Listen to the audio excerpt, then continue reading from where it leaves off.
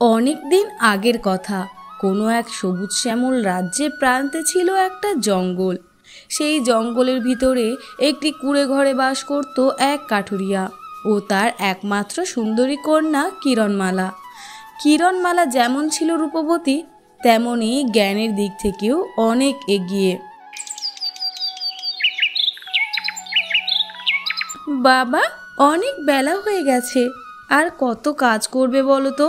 খাবে না বাবা? হ্যাঁ রে মা, খেতে তো হবেই, না খেয়ে কি আর কাজ করা যায়?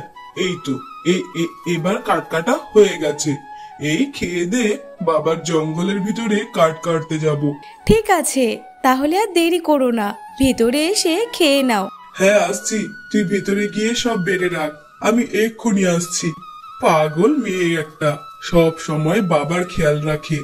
মেয়েটা না থাকলে আমার যে কি হতো।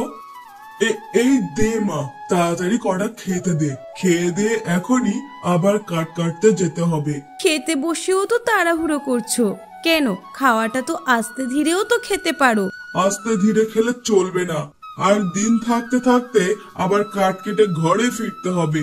তা না হলে জঙ্গলের হিংস্র পশু রাতে একা পেলে কি আর আস্ত রাখবে? বুঝতে পেরেছি, প্রতিদিন ওই একই কথা। খাও তো এবার।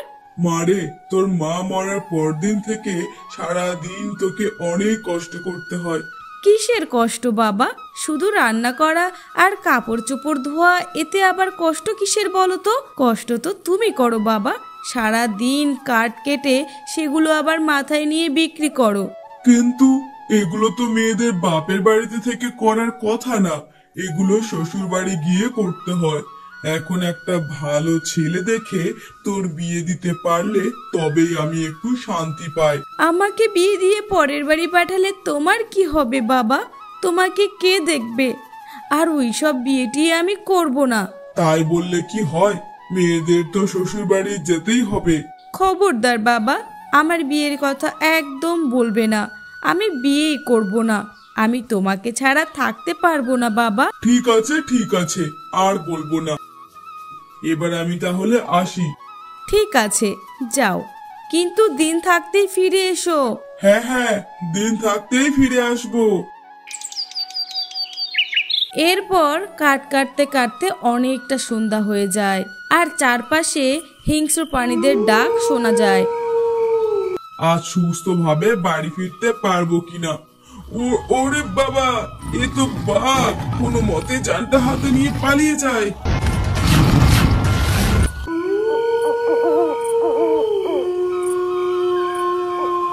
পালিয়ে তো এলাম, কিন্তু এত রাতে কোথায় যাব? এই জঙ্গলে তো কোনো রাস্তাও চেনা যাবে না। আর তাহলে বাড়ি যাব কিভাবে? ওদিকে বাড়িতে মেয়েটা একা রয়েছে, না জানি মেয়েটা কত চিন্তা করছে। ওই তো একটা পাশে বাড়ি মনে হচ্ছে। না, এটা তো শুধু বাড়ি নয়, এটা তো মনে হচ্ছে একটা রাজপ্রাসাদ। যাই, আজ রাতটা এখানেই কাটিয়ে নি কোনো রকমে, সকাল হলেই আবার চলে যাব নিজের বাড়িতে। এত রাত হয়ে গেল, বাবা তো এখনো এলো না। কখনো তো এত রাত করেনি। বাবা কোনো বিপদে পড়লো না তো? বাবার কিছু হলে এই একা জঙ্গলে থাকবো কিভাবে? হে উপরওয়ালা, তুমি আমার বাবাকে সুস্থ রেখো। এ তো দেখছি পুরানো রাজপ্রাসাদ, তার মানে এই রাজপ্রাসাদ থেকে আলো দেখা গেছে।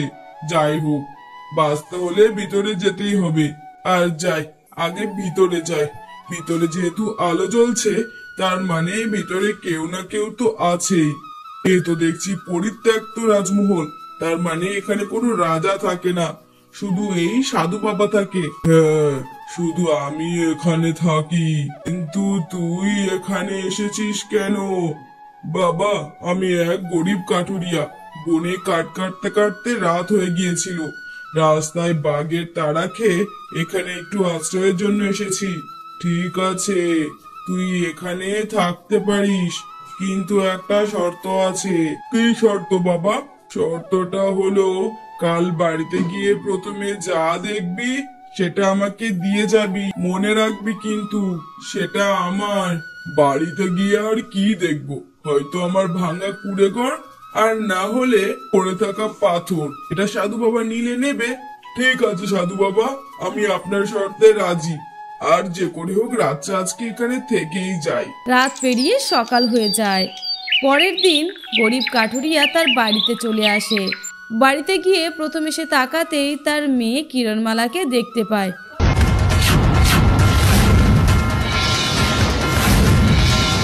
হায় হায় হায়, আমার কি সর্বনাশ হলো, আমার কি সর্বনাশ হলো গো।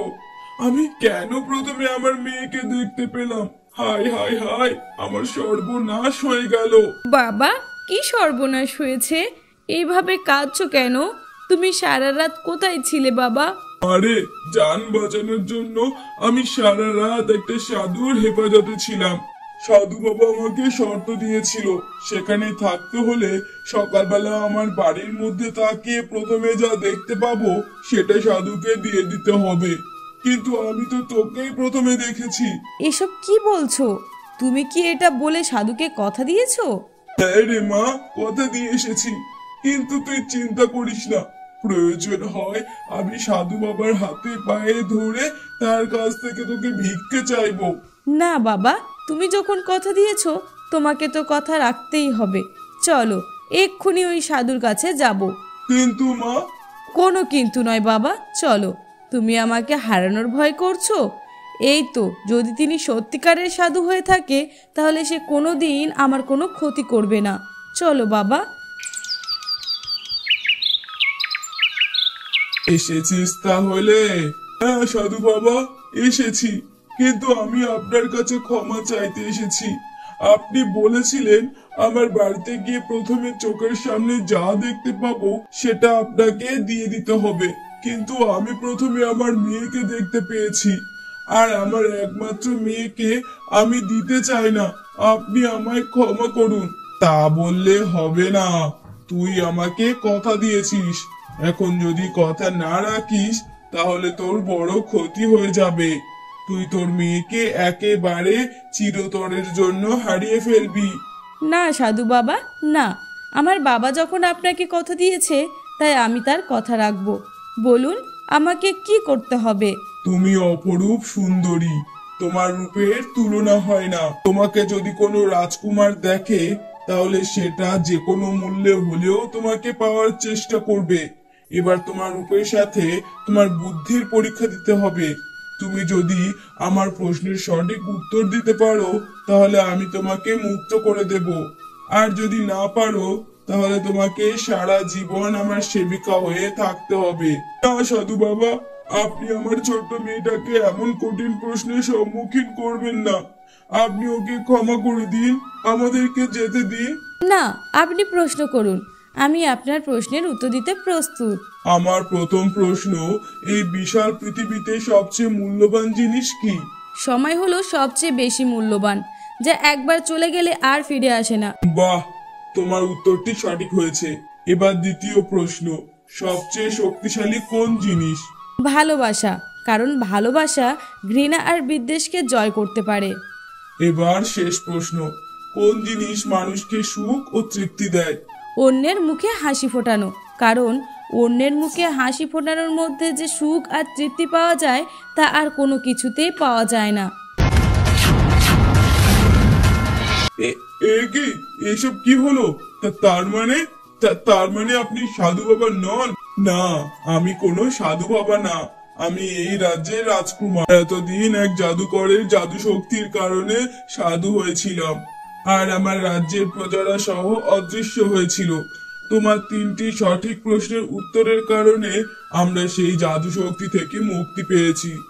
আমার রাজ্যের উপর থেকে সকল খারাপ শক্তি বিলীন হয়ে গেছে। তুমি প্রমাণ করে দিয়েছো তুমি শুধু অপরূপ সুন্দরী না, তার সাথে অধিক জ্ঞানী। তুমি চাইলে আমার রানী হয়ে থাকতে পারো। আর রাজকুমার, আপনি হলেন এই রাজ্যের রাজকুমার, আর আমার মেয়ে হলো সামান্য কাঠুরিয়ার মেয়ে। আপনার সাথে আমাদের কি যায়? এ কথা কি বলছেন আপনি? আপনার মেয়ের মধ্যে যে গুণ আছে তা হয়তো অনেক রাজকুমারীর মধ্যেও নেই। আর আমার কাছে কোনো ধনী গরিবের ভেদাভেদ নেই। তাছাড়া আপনার মেয়ের জন্যই আমরা মুক্ত হতে পেরেছি।